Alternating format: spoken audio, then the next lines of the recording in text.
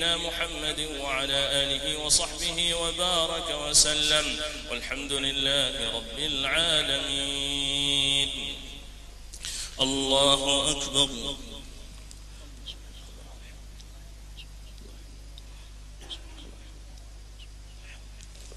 الله أكبر.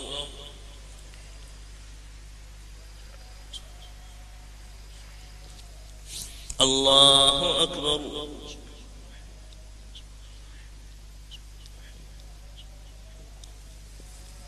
الله أكبر.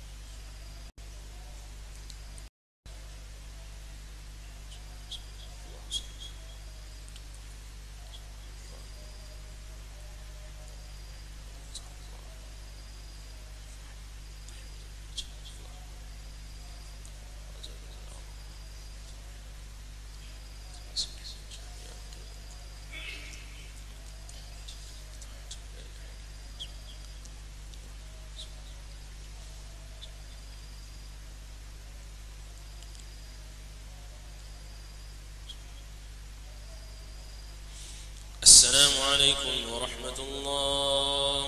السلام عليكم ورحمة الله.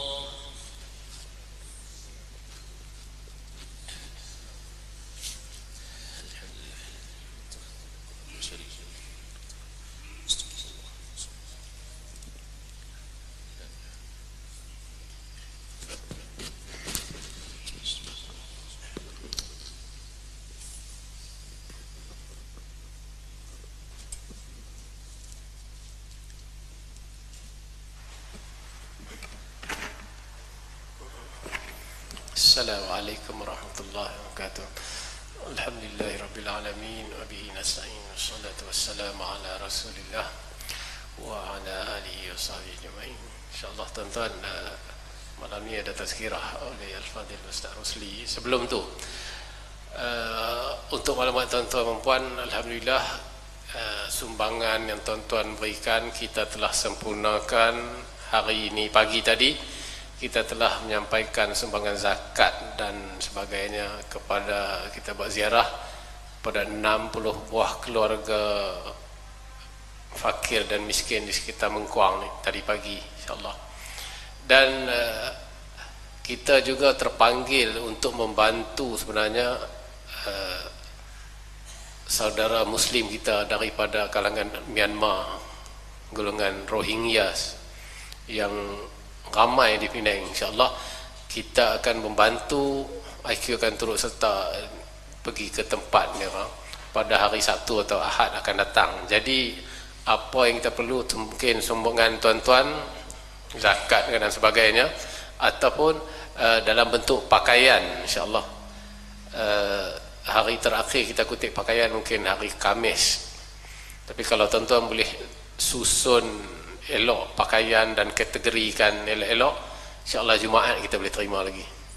Kita akan bagi sumbangan pakaian dan juga beras, makanan dan wang lah, insyaAllah. Sabtu akan datang ataupun Ahad. Okey, itu saja. Tanpa melengahkan masa, saya menyebut Ustaz Al-Fadhil Ustaz Rosli Ahmad untuk menyampaikan tazkirah beliau. Fadhil.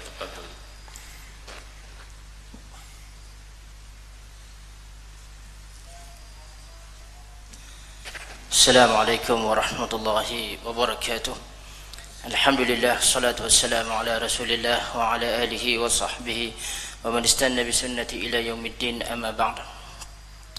Pertama sekali kita mengangkatkan kesyukuran kepada Allah Subhanahu wa taala kerana dengan limpah kurnianya kita dapat bersama-sama pada malam ini. Saya selalu IQ ni tak duk fikir nak bercakap apa kepada sahabat-sahabat sekalian. Cuma tadi di penghujung solat tarawih kita, imam kita baca satu ayat daripada surah Al-Isra berkenaan dengan ruh. Wa yas'alunaka 'anil ruh qulir ruhu min amri rabbi wa ma utitum minal ilmi illa qalila.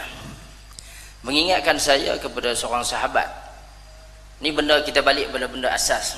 Kebanyakan tuan-tuan tahu benda ni, tapi kadang-kadang mungkin dalam kita cakap dengan kawan-kawan menyampaikan dakwah, kita lupa benda ni. Seorang sahabat, dia sebelum dia jumpa Islam ni, dia pitala merata Hinduism, dia asalnya Kristian, Buddhism, sampai ada terpengaruh dengan Hindu cult. Dululah orang muda-muda ni mungkin tak pernah dengar Hari Rama, Hari Krishna, macam-macam. Sehingga dia bertemu dengan satu pilihan Islam. Tapi sebelum dia bertemu hak betul, dia jumpa jenis-jenis tasawuf. Tapi dia kata mengganggu fikiran dia, sebab aku nak tahu tentang Tuhan.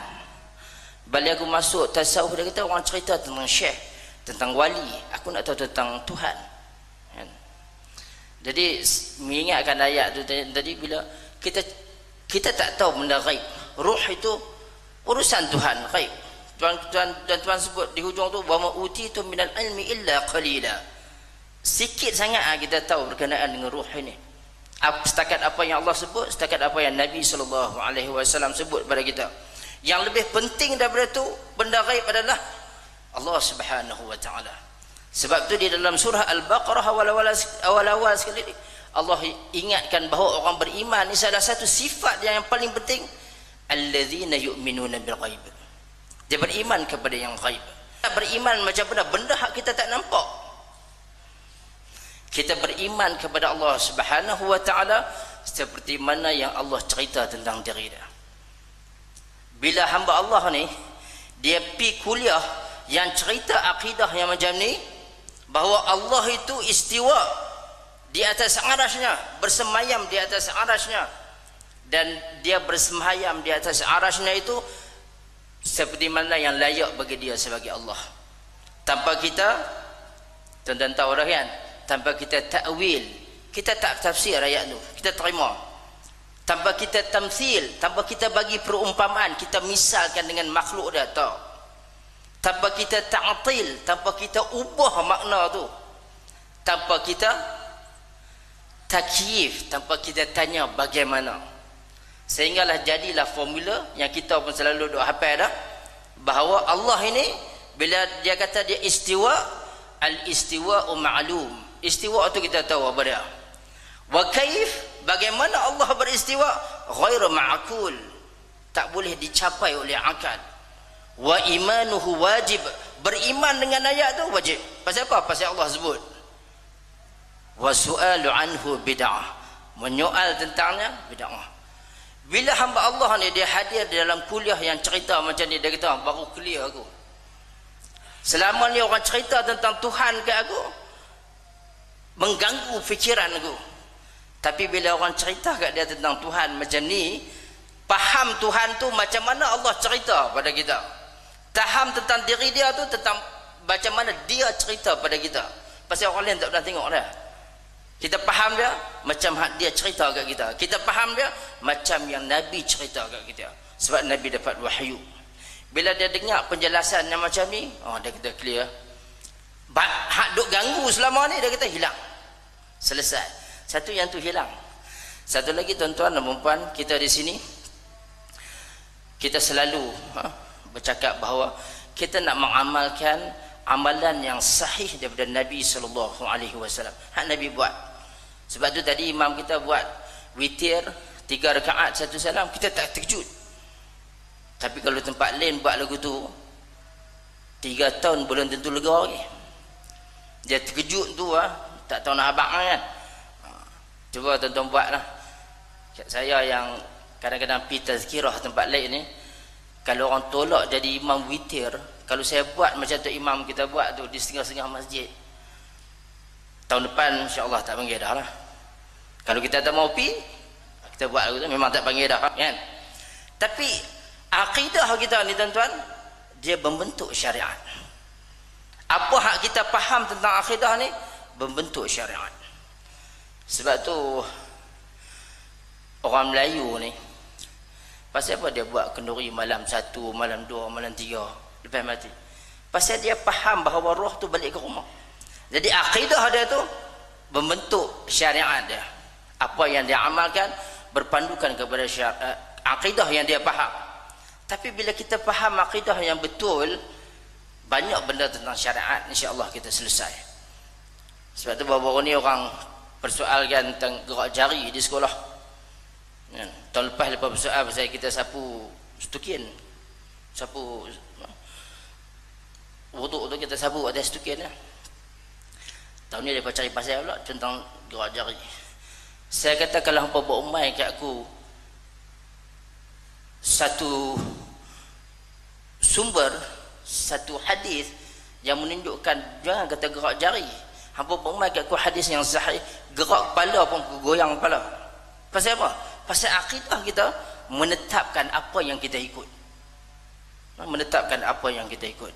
Sebab itu kalau orang kafir pun macam tu.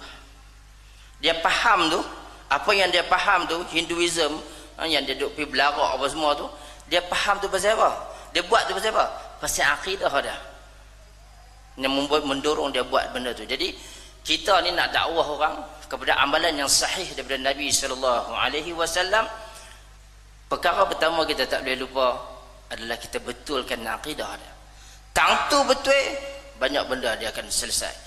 Sebab tu Allah Subhanahu wa taala di dalam Al-Quranul Karim bila dia sebut tentang Luqman, nasihat pertama Luqman pada anak dia apa?